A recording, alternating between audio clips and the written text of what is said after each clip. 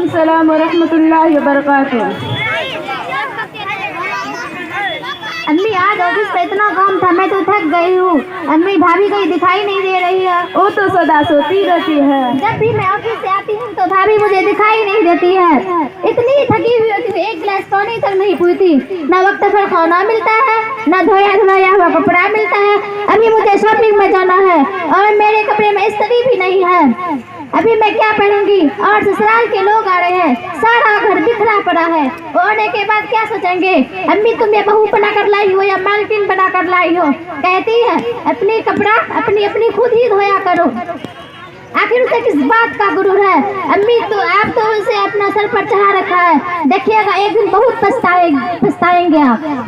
ठीक है बेटी, अभी मैं उस चुड़ैल की खबर लेती हूँ। अपने आप को क्या समझ रखी है? अपने आप को क्या समझ रखी है? अरे ओ साइका इधर आ।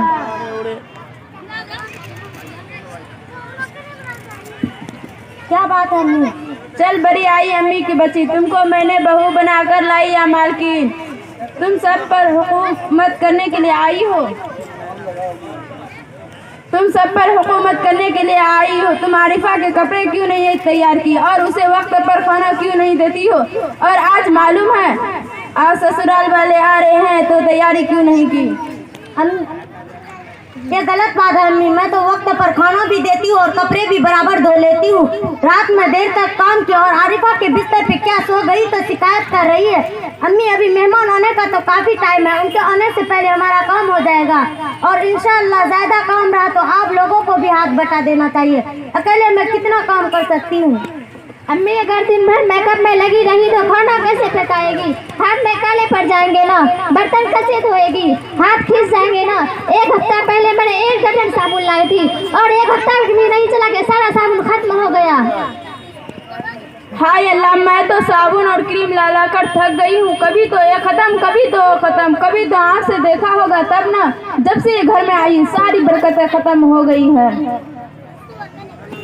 अम्मी और रही बात साबुन और क्रीम की तो तुम्हारा बेटा खुद ही कहता है जरा बंठन के रहा करो। अकेले मैं थोड़ी ही ना इस्तेमाल करती हूँ और आप भी और आपकी बेटी भी इस्तेमाल करती है।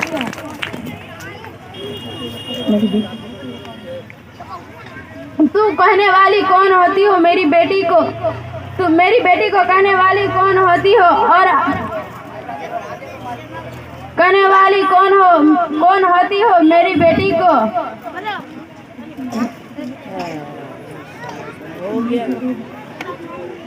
हो गया।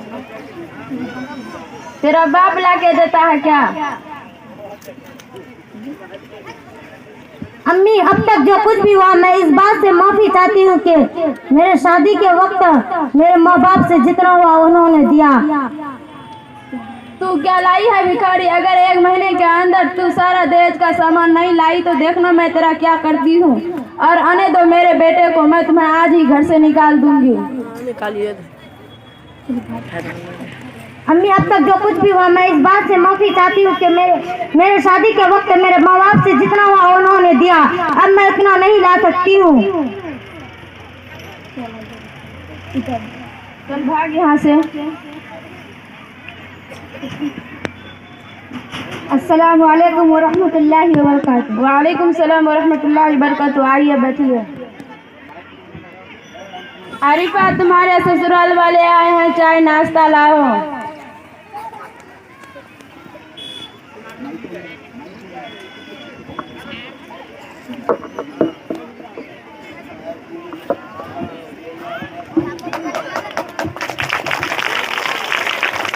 बर्तन पलंग बाल्टी ये सब क्या है? हम भीख में आए हैं क्या? सोफा फ्रिज ये सब क्या है? आप अपना सामान यही रखिए और अपनी बेटी भी, हम जा रहे हैं। रुक जाइए आपा। रुक जाइए नम्मी। अस्सलामु अलैकुम वरहमतुल्लाहि वबरकातुहू। वालेकुम सलाम वरहमतुल्लाहि वबरकातुहू। अरे आप लोग ये क्या दंगे फसाद कर रहे हैं? देखो आपा, आपकी यहाँ की औरतें कितनी वादा खिलाफ होती है। शादी से ही 1 साल पहले कह रही थी दहेज का सारा सामान दूंगी, अब टाल मटोल कर रही है। देखो आपा, क्या हमने ये सब दहेज का रस्म वगैरह निकाल रखी है? शादी में हमको लड़की मिल जाए यही बहुत है। आखिर आपकी भी तो बेटी है, कल उसके ससुराल वाले ऐसे ही दहेज का मुतालबा करेंगे अब क्या करेंगे? अगर यही सिलसिला चलता रहा तो दिन दुनिया तकलीफों से भर जाएगी और ससुराल में किसी को आराम नहीं मिलेगा। हर किसी को जितना दो उतना कम है। ससुराल वाले की ख्वाहिश हम पूरी नहीं कर पाएंगे तो कल के दिन हमारी भी बेटी कहीं जाएगी तो उसे भी तकलीफ होगी, वो भी दहेज का ताना सुनेंगे। पहले हमें यह सोचना चाहिए कि जिसकी बेटी हम लाए वो हमारी भी बेटी है। हम अगर बहू को बेटी समझेंगे तो हमारी भी बेटी बेटी समझी जाएगी।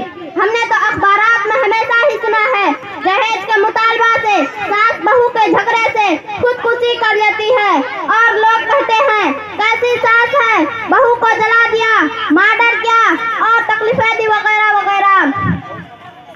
और आपा सुनो, जब किसी की बेटी हमारे घर बहू बनकर आती है तो हम उसे नौकरानी समझते हैं।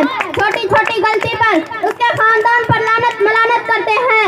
हदीस में आता है कि आप सल्लल्लाहु अलैहि वसल्लम ने एक जगह 3 बार कसम खाकर फरमाया, खुदा की कसम हर वो शख्स मोमिन नहीं। सहाबा ने अर्ज किया, या रसूलुल्लाह वो कौन?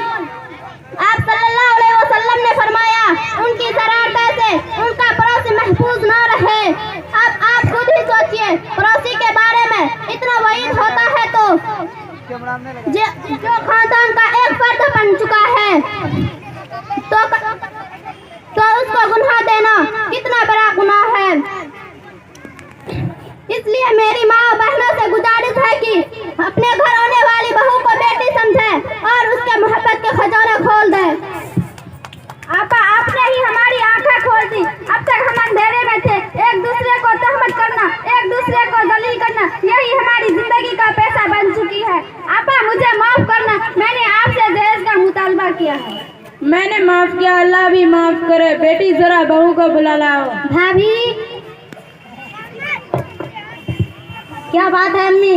बहू मुझे माफ कर दो, मैंने तुम्हारे साथ जुल्मत किया और दहेज का मुताबला किया। मैंने भी माफ किया, अल्लाह ने भी माफ किया।